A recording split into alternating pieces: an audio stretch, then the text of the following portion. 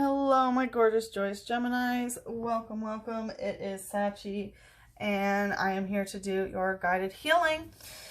This is what came out in the cleansing ceremony. We had the Knight of Swords in reverse with the Ace of Swords in reverse. So there was a lot that came out about communication here. I was getting that you had difficulty sort of keeping quiet about something or not communicating something. It feels like your throat chakra is very overactive. And this has caused, with Yvetal using Amazing Destruction, this has destroyed something in some sort of way. Destruction is not always bad, right? We have death and rebirth. The Tower card is a very necessary part of the Fool's journey, but it does look like there was some sort of destructive force, and this is a dark card, so it does look like you could be doing a bit of shadow work in regards to this. So I hope you are all well. Thank you guys so much for last month coming in number one, in first place. Again, my ability to speak.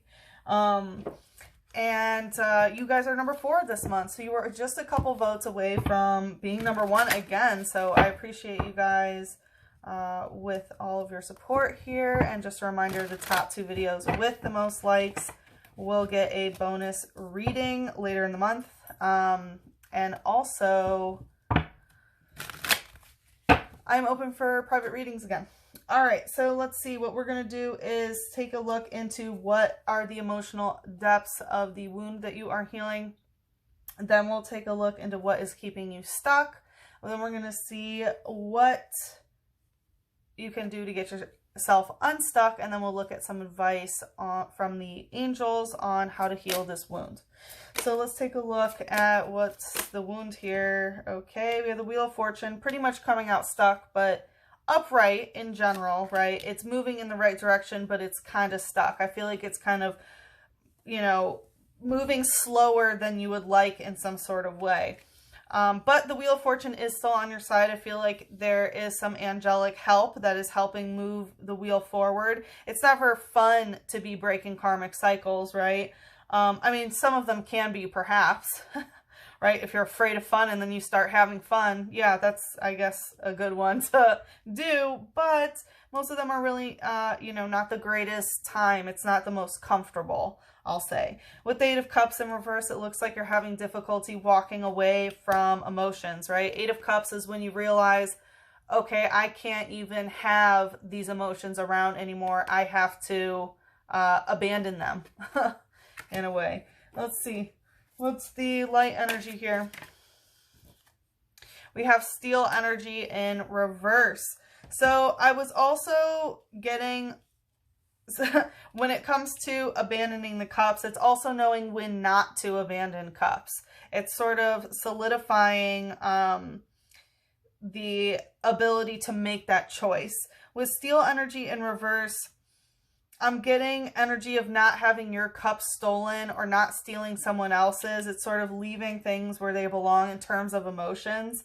And when Steel energy comes out in reverse, it's also telling me that you could be having difficulty protecting your aura. Steel energy represents the way that you protect your energetic sphere. So let's see, what's the shadow here? We have Fairy type in reverse. It could be particularly with soulmate relationships, with, you know, not good soulmate relationships. You know, Fairy type is contracts for me. So soul contracts, right? You do this, I do that. Okay, contract, you know, we did that. Now contract is null and void. So this looks like some, you know, not the best soul contracts that maybe you've run into. Let's see what is keeping you stuck here. I feel like this wants to come out too. Oh, 3 of Swords in reverse. Okay, so it looks like you're trying to avoid some sort of heartbreak with the Moon. Yeah, there's deep introspection here. You may feel a little bit more in the blues. It's kind of being a bit melancholy without actually going through the heartbreak here. The Moon can also be a very, you know, secretive type energy. Let's see, what's the light energy here? Coming out stuck. We have Cottony using attach, coming out stuck. So it's you know, and it wanted to go near these soul contracts. It's the moon aspect, which the moon is when you have to go into the shadows and you find the light, right? The moon represents the light that you find in the shadow to remind you that even in the shadow, there's still that light, right? It's kind of like that yin yang. Like you can consider that the full moon and the other side, the new moon. So yeah, your heart chakra is definitely attached to something that keeps you in that type of moon energy. With the Three of Swords, again, it's your heart so attached to something that it doesn't want to feel the heartbreak in some sort of way. It says it shoots cotton from its body to protect itself. If it gets caught up in hurricane strength winds, it can get sent to the other side of the earth. So I feel like that's the moon, right? Of going to the other side of the earth. So yeah, I feel like you're definitely in your emotions and they can kind of, you know, be outside of you. There could have been someone that you are attached to, like maybe that lives far away or something like that. Let's see what's the shadow here. We have Skorupi using Pierce. So we see in the shadow aspect of what is keeping you stuck is Scorpionic Sting, right? That Pierce energy. And it seems like Scorpionic Sting has been in your cups, and that's what is difficulty walking away from. This could be someone else who has Scorpionic energy. This could be yourself stinging yourself with Scorpionic energy. If you have Libra placements, you know, more likely than most, you also have Scorpio placements, you know, whether that be Mercury, Venus, Mars, etc. But let's see. It says it burrows under the sand to lie in wait for prey. Its tail claws can inject its prey with the savage poison. Yeah, you know, again, that moon energy, which is a very retracted feeling is what I'm getting. It's like, you know, being in your feelings, being in your emotions, which is definitely, you know, pulling away. And it's talking about waiting for prey in some way, which I don't feel like you're doing that instinctively. It's like you're not doing it on purpose, but that's kind of how this retracted energy is. If you know, retract yourself in this moon solitary energy, then if someone comes around, it can definitely trigger you. So let's see here. Let's pull a moon oracle. Let's look deeper into this.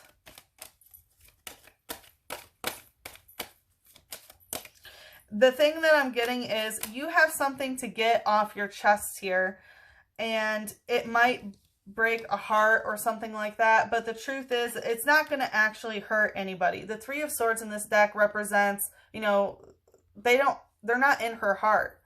It represents her breaking her own heart, right? Through her own mind, through what she has said to herself, through things. And, you know, that heartbreak isn't actually that there is a sword in your heart. It's more of a, you know, mental process that happens that causes your heart to break. And I feel like the blockage is kind of like, you know, again, keeping secrets, keeping things to yourself to the point until when it strikes, like a Scorpio or a Scorpion, I should say, right? There's plenty different emanations to being Scorpio. It says you and your loved ones are safe. New moon in Cancer. So yeah, if you were worrying about anything regarding your safety, just know that you and your loved ones are safe in this regard. I feel like maybe that's why you feel the need to sort of keep these secrets in some sort of way. Perhaps you grew up in a family dynamic where keeping secrets was a way to stop, you know, one from breaking heart. Maybe a parent was cheating or doing this or whatever, and you had to keep that secret in order to, you know, make sure that someone else isn't hurting in some way. And that may now be applying to the situation at hand. I'm getting something wants to be said here. We have, it is better to have loved and lost than to never have loved at all. Yeah, and I feel like that's that Eight of Swords, or I'm sorry, the Eight of Cups, is that you're having difficulty sort of walking away from something. Again, it is a heart chakra attachment. And, you know, the wheel of fortune is stuck, but it is still moving forward. But you might kind of be at a stuck-ish place, and that might be, you know, we look into why you're stuck. But it is better to have loved and then walked away from cups after they no longer have love in them than to never have loved at all. So, you know, if you were ever in a state of regret, then I hope that you are relieved from that. Let's look at some light. Let's anchor this with some light. We have Imrama. Where are you being called to journey to? So it looks like you are being called to go on some sort of journey. And again, the Eight of Cups here, you know, is him not only leaving the cups behind, but he's going on some sort of journey, knowing that he can't take those cups with him. So I feel like you are being called to go on that. And even this guy here looks the same. It's that like long gray hair. Let's see what Archangel wants to bring us into the extended. Like I said, we're going to see what we can do to get you unstuck, and then some advice on how to heal this wound. We have moon cycles. Yeah, the moon is something very, very important here, Gemini.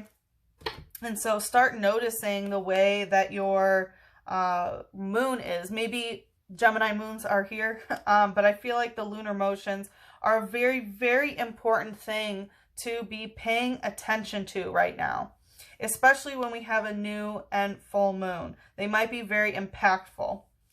This is Archangel Haniel that says, notice how the moon affects your energy and manifestations and capitalize upon these cycles. So it looks like doing a little bit of moon magic may help you, you know, capitalize on them in some sort of way. So look into that, and maybe I'll have to do a moon magic class with you guys. But anyway, let's head into the extended. That link is in the description box below.